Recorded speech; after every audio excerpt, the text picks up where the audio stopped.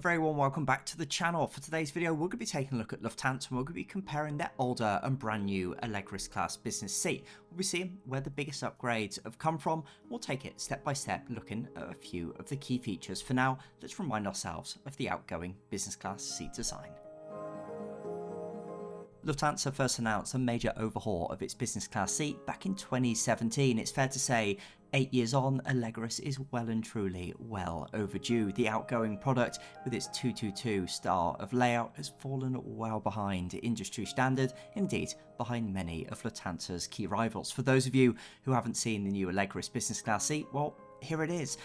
The layout is dramatically different, and over the course of the next few minutes together, as I say, we'll be looking at many of the key highlights and where most of the upgrades have fallen. Alrighty, so first things first, let's talk privacy. It's ever so important when it comes to premium class cabins, and as you can see, with the older style of seat design, there is really none at all. Now wind forward to the modern day, Allegris, well, it couldn't be any different. Just check out these business suites at the front of each of the cabins.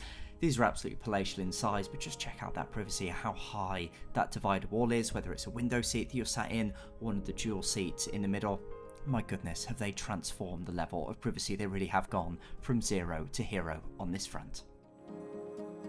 It is well worth saying, however, that when it comes to Allegris, not all seats are created equal. When it comes to the non-business suite of seats, which make up the bulk of the seats in the cabin, it is really worth going for one of those that's going to be that little bit close to the window. Here, you can see we're checking out one of the aisle seats. It's not bad by any stretch of the imagination, but as I peek the camera up over to the seat that I was actually sat in, you can see how much more private it is.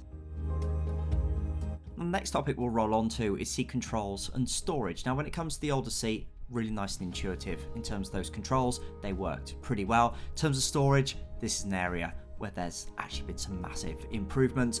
With the older style of seat, the storage is all a little bit awkward. As you can see here, it's going to be really tricky to get your hands down into the storage that's close to the window. Nice idea, but I think in reality, poorly executed. Overall on this front, the older seat really doesn't do very well.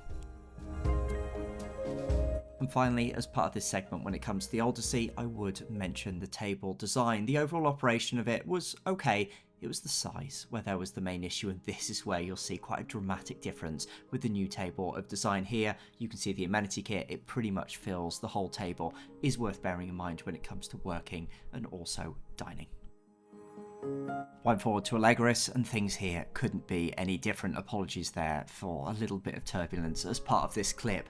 Here, you do all of the main seat controls actually on a big touchscreen, nice and intuitive to use, and some wonderful features as part of it, such as the heating and cooling. There's also a little pad where you can quickly access some of the seat's main controls, so you don't indeed have to click through the screen each time.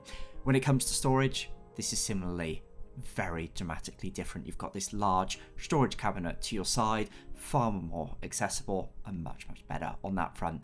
And I promise you a big upgrade when it comes to the table. We'll check out the size of this one. By the time it's folded all the way back, it pretty much fills the entire suite area. I've never seen anything quite like it, but it actually worked really well.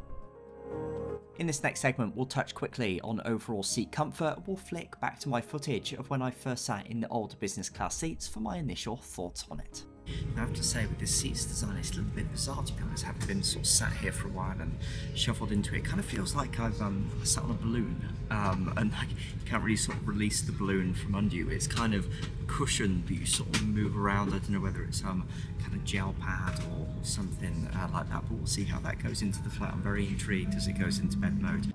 So a little bit odd with that cushioning feature, whereas when it came to Allegris and the cooling button was applied, my goodness, it couldn't have been any different. Now usually in my videos when we talk entertainment, we're talking about the content as well as the hardware. For the purpose of this video, we'll focus on the hardware. Now with the older seat design, there's this weird offsetting with the screen. Thankfully you can turn this slightly towards you, but overall I found that a little bit bizarre. The rest of the hardware in terms of the controller, yeah, it looks pretty retro. What I will say, however, with the older seat design is that there is an abundance of charging both international plug socket adapters and a little USB hidden away as well. Now, of course, contrasted to Allegris, the differences here are significant, probably alongside privacy. This is the area where they've upgraded most. Now, you can do some of the controls with the touchpad next to you. You can even pair your own device and use that as a controller. In terms of the main screen, this is much more sizable, far crisper, and also much more modern in terms of some of the features, such as a world map, which is highly interactive, and some really incredible external cameras. And finally, when it came to charging, both the plug socket adapter and also USBs were in very easy reach, gone the days where you need to look down in the footwells and elsewhere to find them.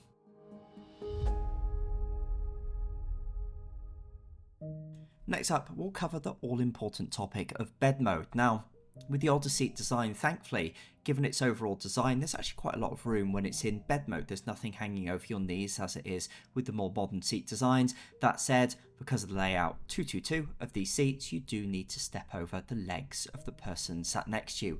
Wind forward to the more modern Allegris seat, things couldn't be any different. Every passenger has direct hour access, and the level of privacy, of course, here matters such a large amount.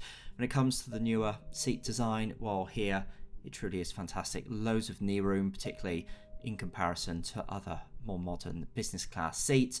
I found the bed to be plenty spacious enough, particularly in terms of footroom and headroom, and it was nice and comfortable. Check out the sheer length of it. This covered off 3 windows on an Airbus A350 to give you a bit of an idea.